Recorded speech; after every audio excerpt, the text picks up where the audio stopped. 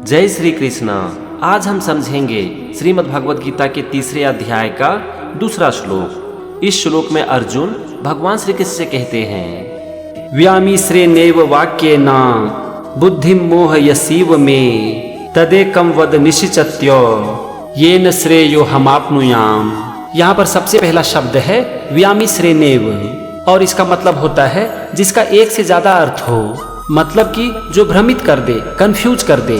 फिर है वाक्येन और वाक्येन मतलब वचनों से। तो व्यामिश्रे नैव वाक्येन का मतलब हो गया ऐसे वचन जो कि भ्रमित कर दे। इसके बाद है बुद्धिम मतलब बुद्धि को। फिर है मोहयसीव में और इसका मतलब होता है मुझे मोहित कर रही है, मुझे भटका रही है। तो यहाँ पर पहले वाक्य का मतलब हो गया कि अनेक अर्थों वाले आपके वचन से मेरी बुद्धि भटक जा रही है।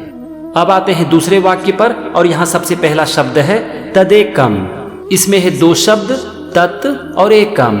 तत् मतलब उस और एकम मतलब एक बात को। फिर है वद निश्चित्य।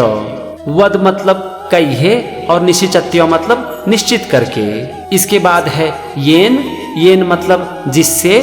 और अंतिम शब्द है श्रेयो हमाप्नुयाम। इसमें है तीन शब्द श्रेय, अहम, आपनुयाम। श्रेय मतलब कल्याण को, अहम मतलब मैं और आपनुयाम मतलब प्राप्त कर सकूं। तो यहाँ पर आप दूसरा वाक्य देखो, तदेकम वद निश्चित्य मतलब कि उस एक बात को निश्चित करके कहिए। येन श्रेयो हमाप्नुयाम जिससे मैं कल्याण को प्राप्त कर सकूं, यानी कि जो मेरे लिए कल्याणकारी हो। तो यहाँ पर पूरे श्लोक का मतलब हो गया मिले हुए वचनों से मेरी बुद्धि भ्रमित हो जा रही है, मोहित हो जा रही है। उस एक वचन को कहिए जिससे कि मैं निश्चित रूप से कल्याण को प्राप्त कर सकूं। चलो थोड़ा इसे आसान भाषा में समझते हैं। अर्जुन भगवान श्री कृष्ण से कहते हैं कि हे भगवान, आप जो बोल रहे हैं इससे बहुत सारे अर्थ निकल रहे हैं और ये मेरी बुद्धि को भ्रमित कर दे रही है, मैं इसे समझ नहीं पा रहा हूँ। इसीलिए आप निश्चित करके एक बात को कहिए जो मेरे लिए कल्याणकारी हो।